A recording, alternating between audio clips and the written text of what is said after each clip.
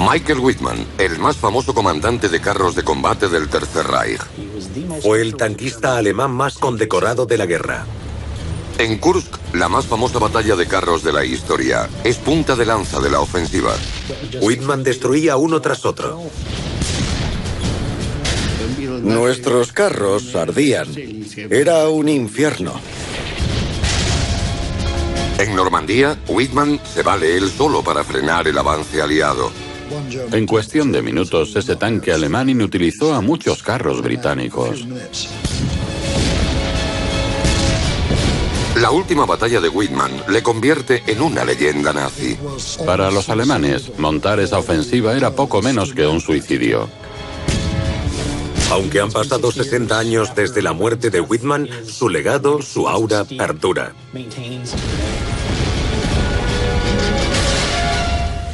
Grandes batallas de tanques. Michael Wittmann, el héroe de los tanques.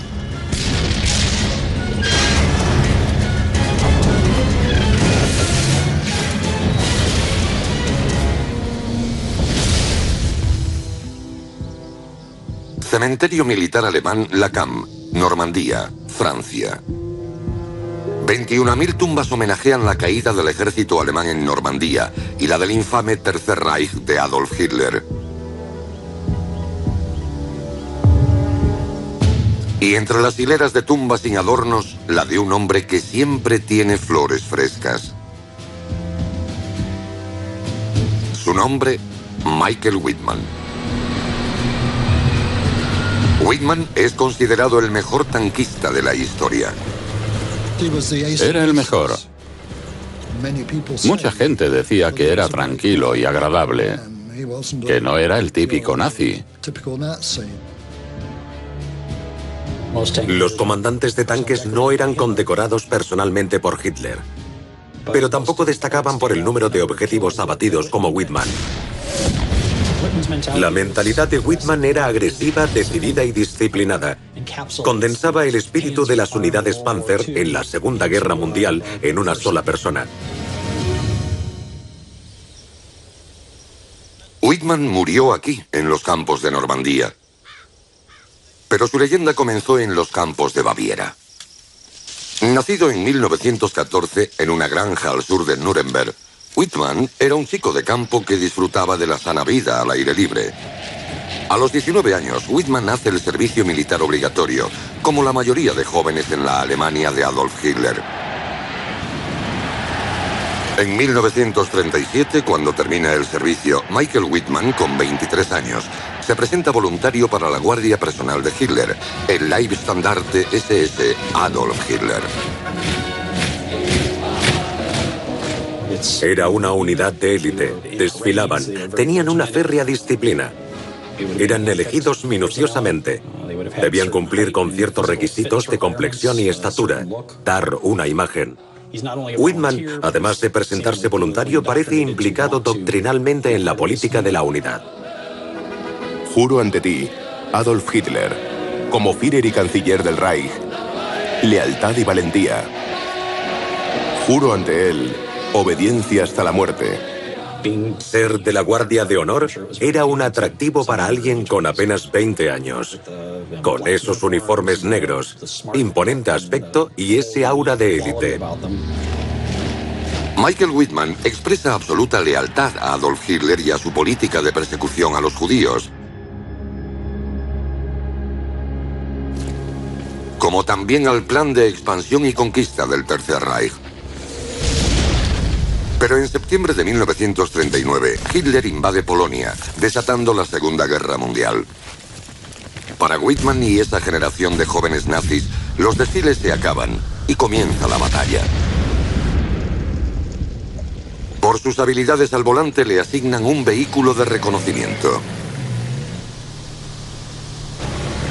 A principios del verano de 1941, los nazis dominan Europa. Pero la obsesión de Adolf Hitler está al este, el Imperio Soviético, grandes territorios por someter y colonizar. 22 de junio de 1941, Hitler invade la Unión Soviética. Código: Operación Barbarroja. 3 millones de soldados alemanes encabezados por 3.600 carros entran de lleno en la Unión Soviética. Los soviéticos se movilizan contra los alemanes. 2.900.000 hombres y 20.000 tanques. A pesar de la superioridad numérica, los soviéticos pronto son doblegados por la rapidez y la agilidad de los panzers alemanes. La unidad de reconocimiento de Michael Wittmann se apresura para llegar a la frontera soviética con parte de la división acorazada Leibstandarte. La división acorazada de Hitler era vital por ser punta de lanza en el avance. La mentalidad del grupo era siempre hacia adelante. Wittmann y la Leibstandarte forman parte ahora de las célebres Waffen-SS. Las Waffen-SS tenían divisiones especiales como la Leibstandarte, que mantuvo su estatus elitista incluso durante la guerra. Los Panzers cruzan cientos de kilómetros a través de las defensas rusas, haciendo millones de prisioneros. Las Waffen-SS tenían fama de cometer atrocidades en el frente oriental. Más de 3 millones serán fusilados o morirán de hambre. 3 semanas después de la invasión, la Leibstandarte cerca la capital de Ucrania, Kiev. Al frente, la unidad de reconocimiento del sargento Michael Wittmann. 12 de julio de 1941. Los Panzers avanzan por un paraje rocoso y boscoso. Próximos a la ciudad de Jitomir, a 200 kilómetros al suroeste de Kiev, los soviéticos contraatacan. Docenas de carros T-34 soviéticos se abalanzan sobre la Leibstandarte. Los T-34 suponen un revés para los alemanes. Con un peso de 26 toneladas, los T-34 tienen un casco inclinado para desviar proyectiles. Armado con un potente cañón de 76,2 milímetros, es superior a todo lo conocido por los alemanes.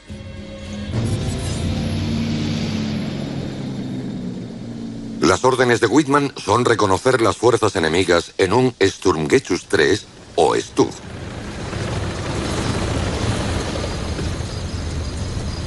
Wittmann dirigió su Sturmgeschütz a terreno elevado para intentar localizar a los soviéticos. Divisó 2 grupos de carros rusos T-34, 6 por el noroeste y otros 12 por el este. Eran 18 T-34 contra el vehículo acorazado de Wittmann. No era rival. Wittmann tenía que actuar deprisa para equilibrar la contienda. Ordenó al conductor que moviera el Sturmgeschütz del terreno elevado. Wittmann tenía órdenes de no entrar en combate con los carros enemigos, ya que los T-34 eran muy superiores a su Sturmgeschütz 3. El Sturmgeschütz está diseñado inicialmente para labores de apoyo a la infantería, no para combatir con otros carros directamente. Fabricado a partir del chasis del Panzer III, el Stug es un modelo anticarro, lo que significa que el conductor tiene que girar todo el vehículo para apuntar su cañón de 75 milímetros.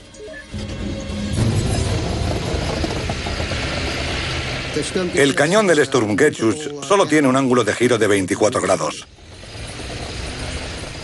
Tienes que encarar al enemigo de frente, no desde el costado. Si ves al enemigo, tienes que girar. A pesar de ser superado en número y potencia por los tanques rusos, Wittmann desobedece las órdenes y ataca a los T-34. Su personalidad iba de la mano de la ideología Panzer de atacar. Era lo primero que tenía en su cabeza, la oportunidad de anticiparse. Cuando los T-34 avanzaban hacia la cima de la colina, la única esperanza de Wittmann era tender una emboscada.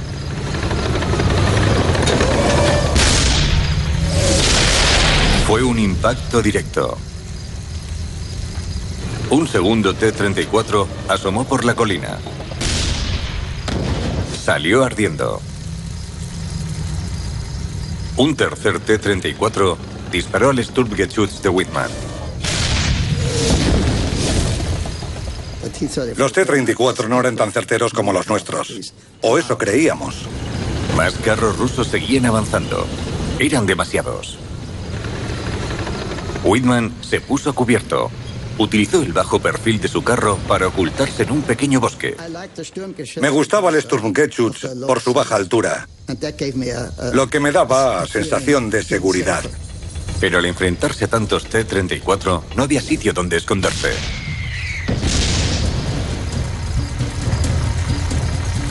El conductor de Whitman giró el Stuck para apuntar a los rusos. Disparar tenía sus problemas por la imposibilidad de girar la torreta para apuntar. Tenías que girar todo el vehículo.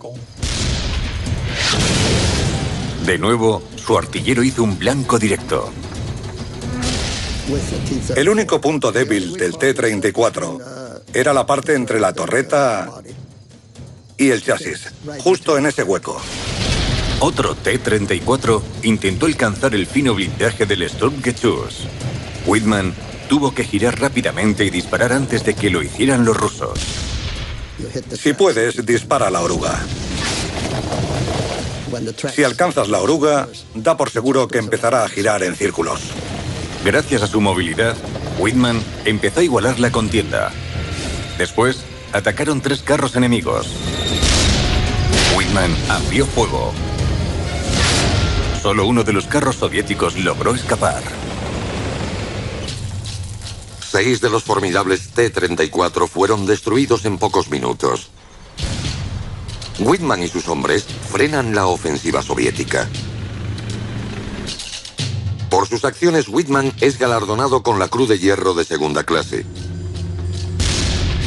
Impresionados por sus gestas, los superiores de Whitman le devuelven a Alemania para adiestrarlo como oficial de las SS. El ascenso de Whitman es imparable. Otoño de 1942. Bad Tölz, Alemania. Michael Whitman comienza su preparación en la Academia de las Waffen-SS de Heinrich Himmler. El objetivo es formar una nueva élite militar, los futuros líderes del imperio nazi de Hitler. Whitman se gradúa como alférez de las SS y pronto comienza su preparación con el nuevo carro alemán, el Tiger. Es la respuesta de Hitler al T-34 soviético. Se trata del mejor carro de combate del mundo. Con sus 100 milímetros de blindaje frontal, el Tiger es prácticamente impenetrable. Su cañón de 88 milímetros puede alcanzar a un T-34 a más de 2 kilómetros. Los que íbamos en el Tiger estábamos orgullosos. Teníamos el mejor equipo que existía. Era un buen tanque y por primera vez llevábamos a la delantera a los rusos en ese aspecto. En febrero de 1943, Whitman es llamado de nuevo al frente ruso como parte de la nueva unidad Tiger de la Leibstandarte. Pero en verano, el rumbo de la batalla se pone en contra de Alemania. Fuerzas rusas aparecen por el oeste creando un gran saliente que penetra en las líneas germanas cerca de la ciudad rusa de Kursk. Desesperado por recuperar la iniciativa, Adolf Hitler planea una contraofensiva, la Operación Citadel. Será un ataque combinado desde el norte y el sur para cortar el saliente, dejando aislados y atrapados a 500.000 de soldados soviéticos. Para la ofensiva de Citadel, los alemanes tienen dispuestos 780.000 hombres y 2.500 carros. Los soviéticos despliegan casi 2 millones de hombres y más de 5.000 tanques para hacer frente a los alemanes. La Leibstandarte estará en la vanguardia del Frente Sur. Con ellos, Michael Whitman será la punta de lanza, comandando una sección de 5 carros Tiger. La víspera de la batalla, el comandante Whitman lee un mensaje de Adolf Hitler a las tropas. Soldados, hoy desplegaremos una gran ofensiva cuyo resultado será decisivo para el devenir de la guerra. Mis soldados, ahora, al fin, tenéis mejores armas que el enemigo. La madre patria os mira con ardiente confianza. Pensábamos que éramos superiores a los carros rusos. Al menos nos hicieron creer eso, lo que ayudaba a sentirnos confiados. Son los efectos de la propaganda. 5 de julio de 1943. Al atardecer, las unidades Tiger esperan la orden de atacar. La orden llegó a las radios de los carros. Panthers, adelante. Mientras avanzábamos, una lluvia de proyectiles caía sobre nosotros. Los rusos habían preparado líneas y líneas de defensa con T-34 atrincherados. Dado que el T-34 era inferior al Tiger I, necesitaba compensar sus debilidades. Una de las soluciones era atrincherar de antemano los vehículos. El proyectil tendría que atravesar varios metros de tierra para alcanzar al vehículo. Los potentes cañones de 88 milímetros atraviesan las defensas rusas.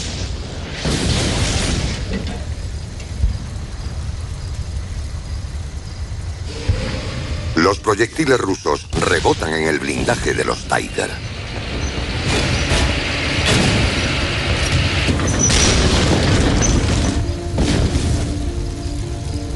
Doblegando una tras una las líneas de defensa rusas, Whitman y los Tigers se aproximan a su objetivo, pero los rusos continúan mandando oleadas de carros ante nuestro avance.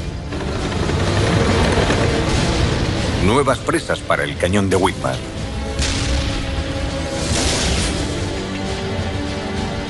El carro de Whitman continúa avanzando, disparando mientras gira, destruyendo T-34 uno tras otro.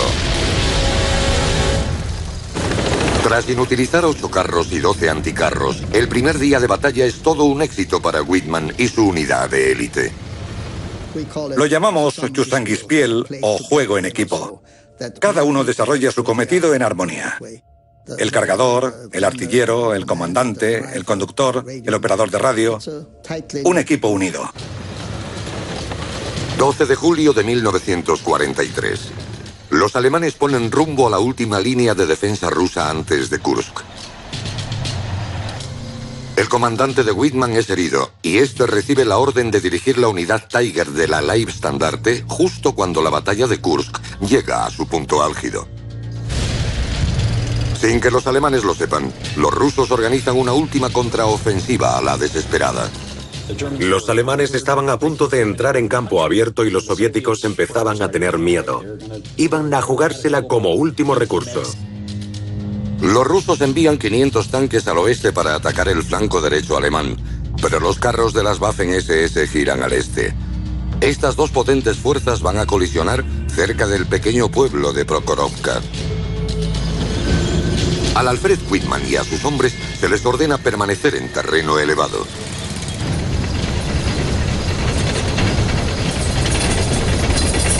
En la distancia, iba creciendo lo que parecía una nube de polvo.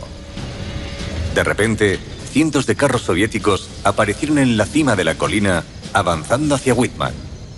Estábamos conmocionados.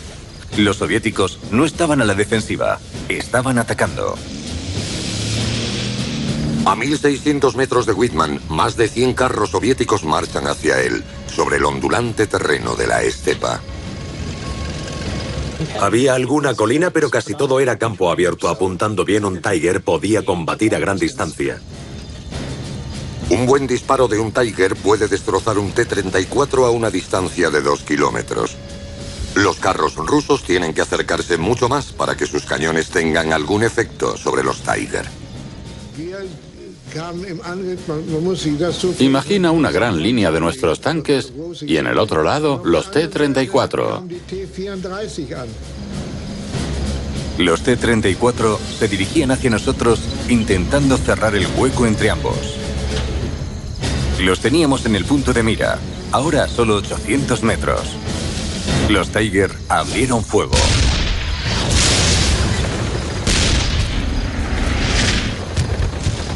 Muchos tanques en una zona reducida para el comandante de un Tiger 1 sería como una galería de tiro al blanco. Los T-34 no estaban lo bastante cerca como para penetrar el blindaje de los Tiger, por lo que tenían que seguir avanzando directos hacia nuestra posición. Estaban ya a 700 metros. Se acercaban más. Y más. Los cañones de los Tiger no paraban de disparar. Pero eran muchos T-34. No podían frenarlos. Y de repente estábamos frente a frente con los alemanes.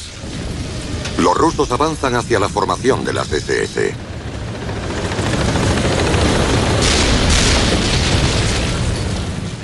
Eran dos fuerzas tremendas en colisión. De cerca, los carros alemanes son vulnerables. Los Tiger de Whitman entran en acción. Los artilleros de Whitman disparan en movimiento una y otra vez. Una de las razones del éxito de Whitman como comandante de un Tiger fue su habilidad para disparar en movimiento.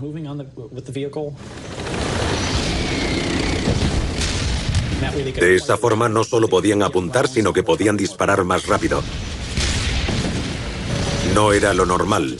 Las ordenanzas alemanas recalcaban que los carros no dispararan en movimiento. Era un desperdicio de munición. Pero Whitman y sus hombres dominan esa técnica y le sacan provecho. Bajo el punto de vista de Whitman, Prokhorovka debió ser caótico.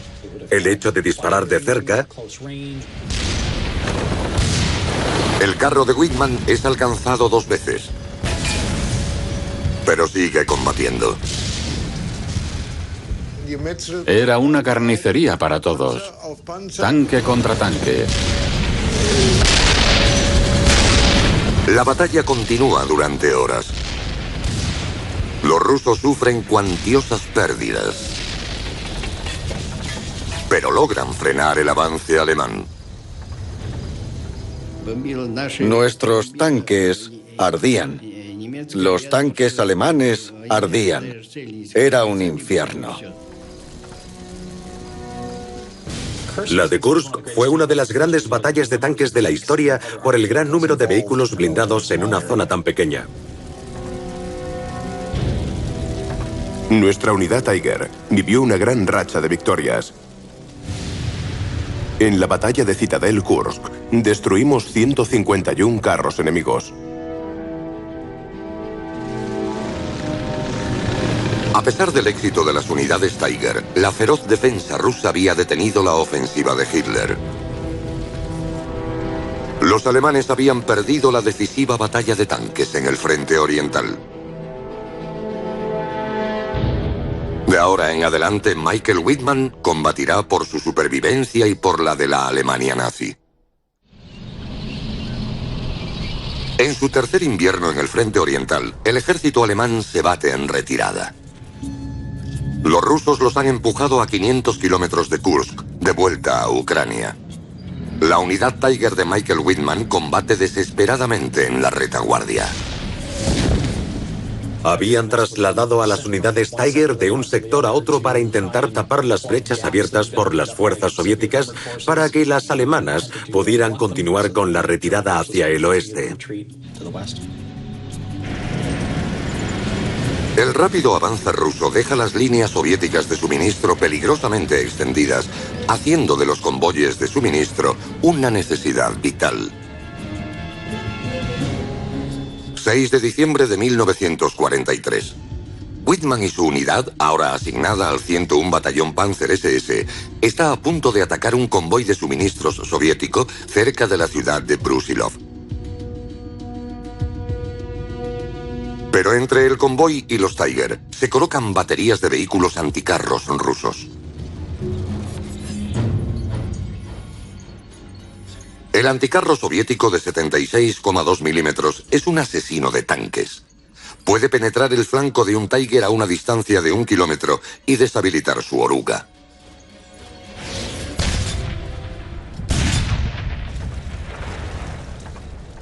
Para destruir las baterías anticarros, la táctica de Whitman es muy arriesgada. Utilizar su propio vehículo y a sí mismo como cebo. Whitman se situó en un punto elevado. Estaba provocando a los rusos para que le dispararan.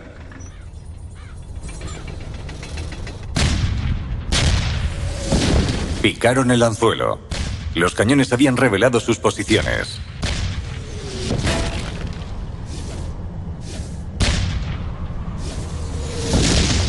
Bajo fuego intenso, Whitman se retira rápidamente.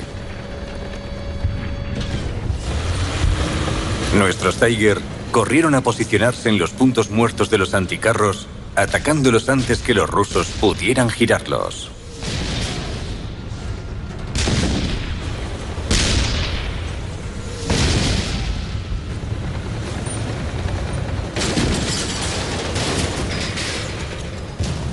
La táctica de Whitman ha funcionado. Las baterías anticarros son chatarra humeante. Pero su Tiger revela lo arriesgado de su jugada.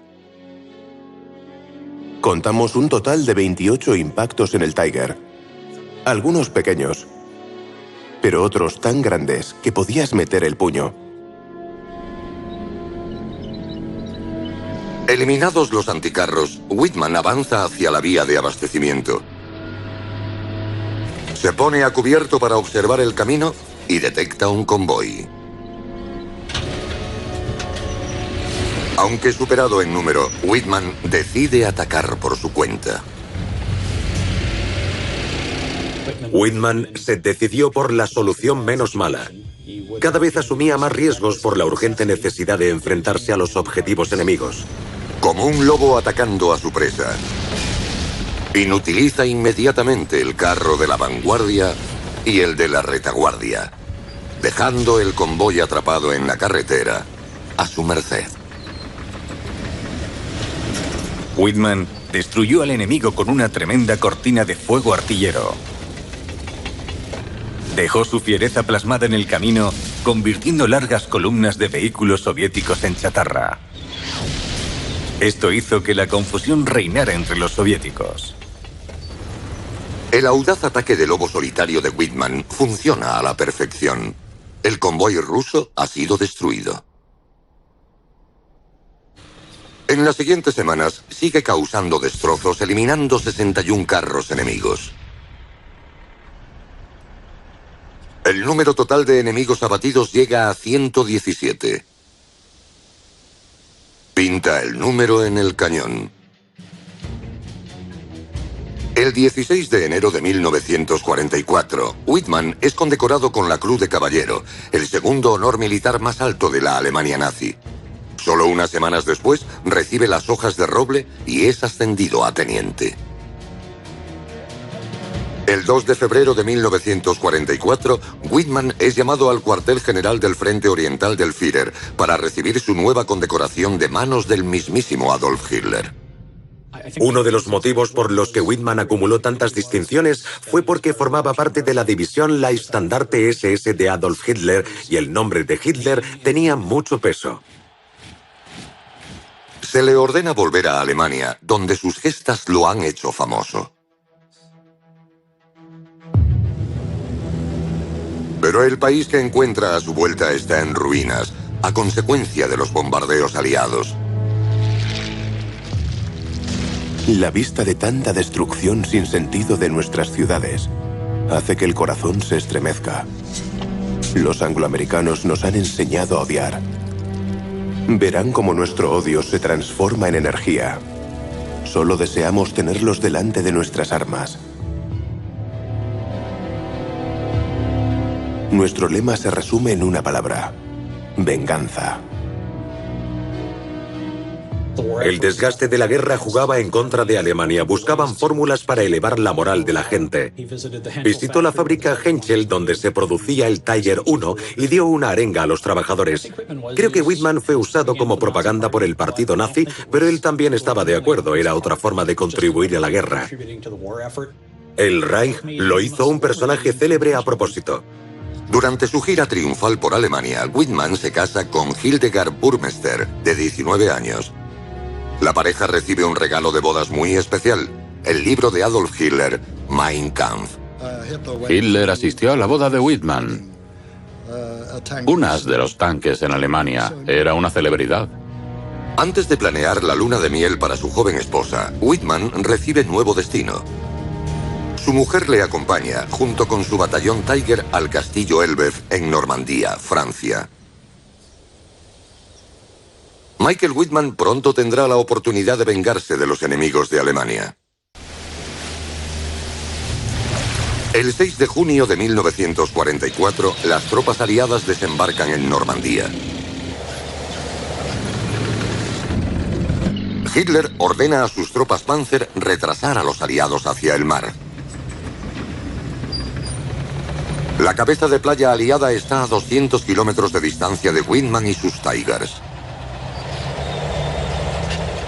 Whitman comenzó el 6 de junio con 45 Tigers, lo que es todo un cumplido para el 101 batallón de las SS. Pero tardó 5 angustiosos días en llegar con su segunda compañía al campo de batalla de Normandía, después de que los imparables bombardeos aliados diezmaran sus fuerzas. Una semana después, solo estaban operativos 6 vehículos. Whitman y el 101 batallón Panzer de las SS son ubicados en el frente izquierdo, el más determinante para enfrentarse a los británicos y a los canadienses. Los alemanes concentraron sus divisiones blindadas alrededor del sector británico y canadiense porque si dicho sector caía, dejaría libre la ruta más rápida hacia Alemania. Por eso debían resistir con sus mejores unidades. Los aliados se preparan para romper la cabeza de playa. Su plan es mandar a la 7ª División Blindada Británica hacia la estratégica ciudad de Caen a través de la ciudad de Villers-Bocage. 13 de junio de 1944. Refugiándose del bombardeo aliado, Whitman posiciona a los Tiger que le quedan en la espesura de árboles cercana a Villers-Bocage. La 22 Brigada Acorazada Británica avanzaba por la ciudad.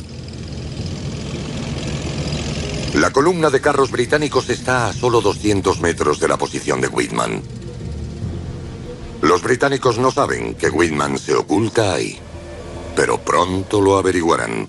Entonces un hombre apareció en el puesto de mando y dijo: Sturmführer, hay carros acercándose. No creo que sean alemanes. No tenía ni idea de que el enemigo aparecería de repente. Whitman vio su oportunidad cuando aparecieron los blindados británicos, todos en fila, aproximándose a su posición. Vi cómo los tanques americanos e ingleses pasaban a solo 150 o 200 metros de distancia. Nunca me había impresionado tanto la potencia enemiga como entonces. Whitman se enfrenta a 138 carros y vehículos blindados, con solo 6 tanques. No fue fácil dar la orden de atacar, pero sabía que era absolutamente necesario y decidí abalanzarme sobre el enemigo. La súbita decisión de Whitman se convertirá en leyenda. No tenía tiempo de reunir a mi compañía. Preparé un solo tanque. Fui hacia la columna, sorprendiendo a los ingleses tanto como ellos me habían sorprendido a mí. Inmovilicé primero a 2 carros por la derecha, luego a uno por la izquierda. Estando tan próximos, no había sitio para maniobrar. Después giré a la izquierda y ataqué a los vehículos acorazados de transporte en mitad del regimiento. Nunca abandonaron la carretera. Se sorprendieron tanto que huyeron, pero sin sus vehículos. Saltaron y yo disparé a los vehículos del batallón mientras conducía.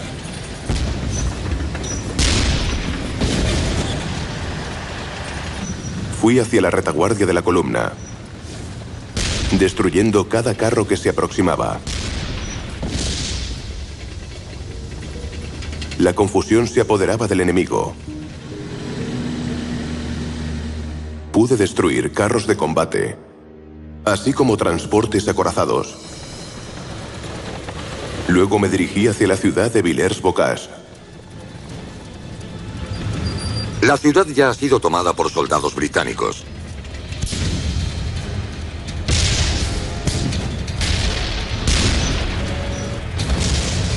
Whitman siguió con su ataque en solitario, destruyendo un total de 21 carros aliados.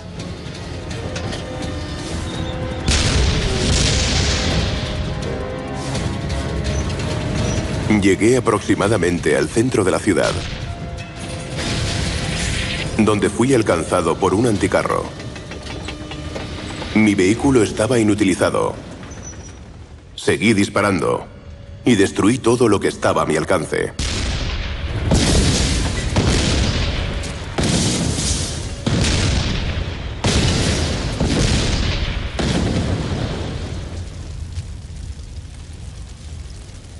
Después abandoné el tanque.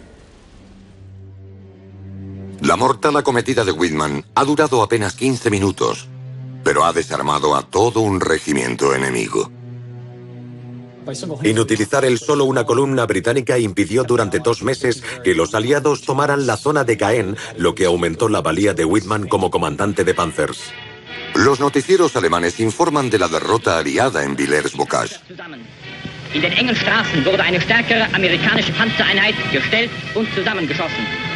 Whitman es el tanquista más famoso del ejército alemán.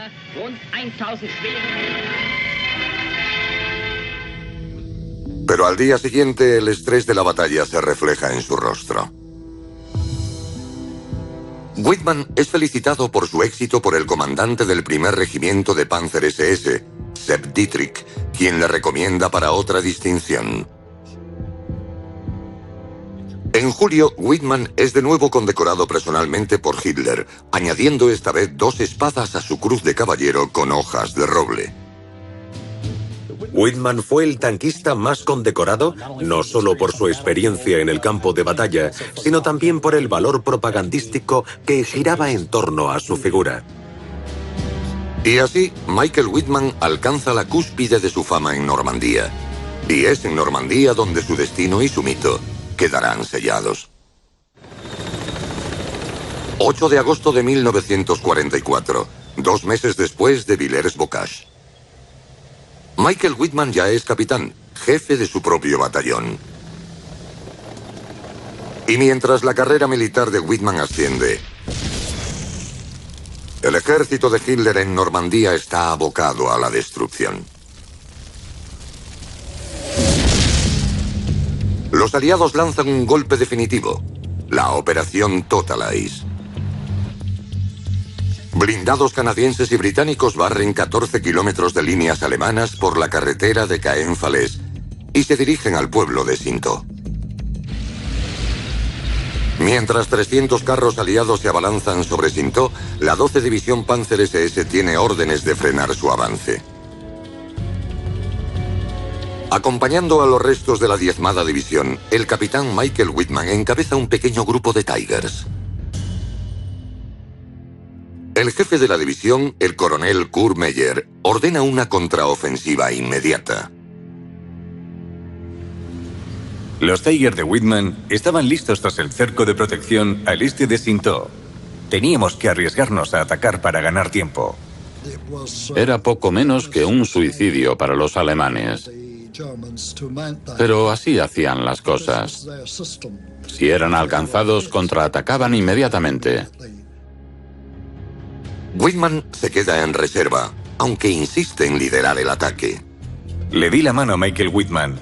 Michael se reía como un niño cuando se subía a su Tiger. Kurt Meyer sabe que la situación es desesperada. Michael me dijo, debo participar en el ataque. Los demás oficiales apenas pueden hacerles frente. Michael Whitman se dispone a entrar en combate, con solo 8 carros alemanes marchando contra 300 carros aliados. No creo que Whitman fuera un fatalista, ni que pensara en morir y quizás ese era el mejor sitio para hacerlo. Whitman y probablemente sus hombres no pensaban tanto en su propia seguridad como en el valor global de su esfuerzo en la guerra.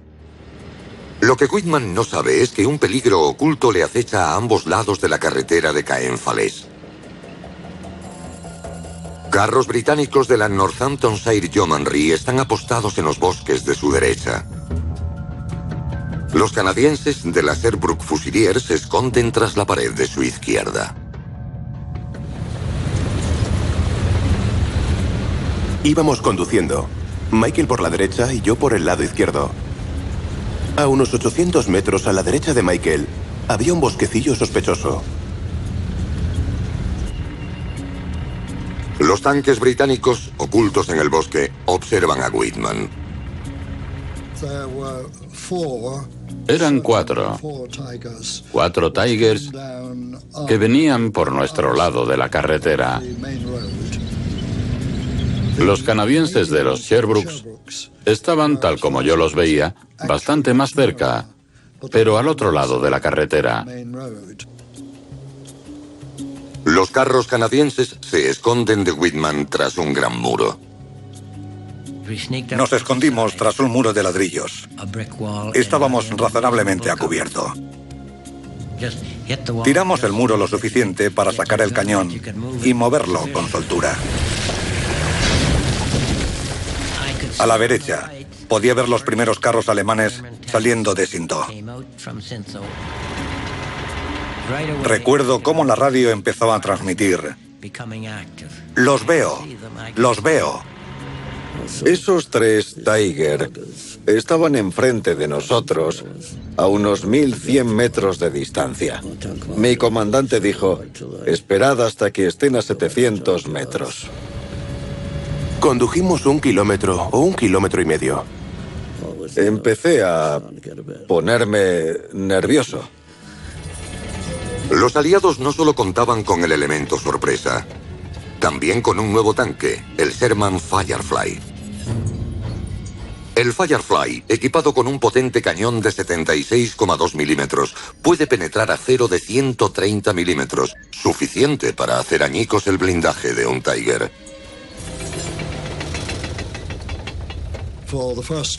Nos dimos cuenta de que por primera vez contábamos con un carro equivalente al Tiger.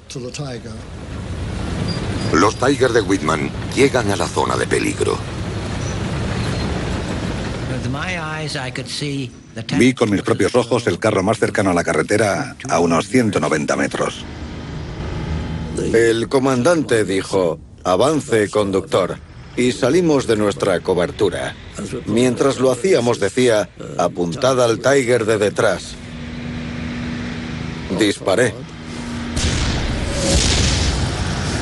Estábamos bajo fuego intenso. Recibí un mensaje por radio de Michael. ¡Cuidado, cuidado! ¡Atacan por la derecha! Miré al segundo carro y le disparé una vez. El cargador volvió a cargar. Otra vez, dispare cuando esté listo. 3 de los 4 Tiger son destruidos. Solo queda el de Whitman. Los canadienses abren fuego a quemarropa sobre el tanque de Whitman. Creo que iba en el que acerté. Los demás de mi escuadrón también disparaban. El Tiger de Whitman es alcanzado. Cuando estaba a 300 metros del Tiger de Michael, las llamas empezaron a prender el carro. Recuerdo una tremenda explosión y ver cómo la torreta caía al suelo.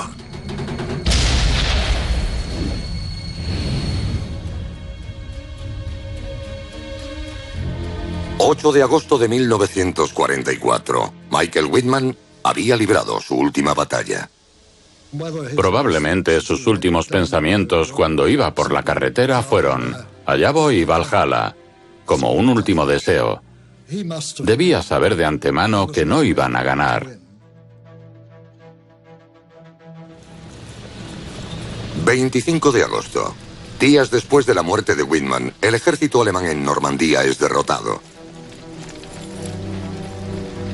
Muchos de los soldados de Hitler están enterrados en Normandía, en el cementerio militar alemán La Cambre. Algunas tumbas rememoran el inesperado fin del imperio nazi. Aunque la de Michael Whitman aún es honrada. Creo que hay una cierta mitología en torno a las experiencias de combate de Michael Whitman. La gente lo mira y dice: sí, eres nazi, pero no es esa la razón por la que admiran sus habilidades en combate. Si hubieran sido las víctimas, habrían tenido una perspectiva diferente. Asumió las tesis de Hitler hasta el punto de subirse a un carro de combate e invadir otros países, uno tras otro, matar hombres, mujeres y niños. Será un héroe para los alemanes, pero no para mí.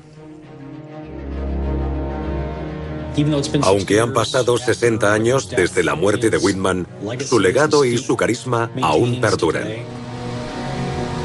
Juro ante Adolf Hitler, como Führer y canciller del Reich. Obediencia hasta la muerte.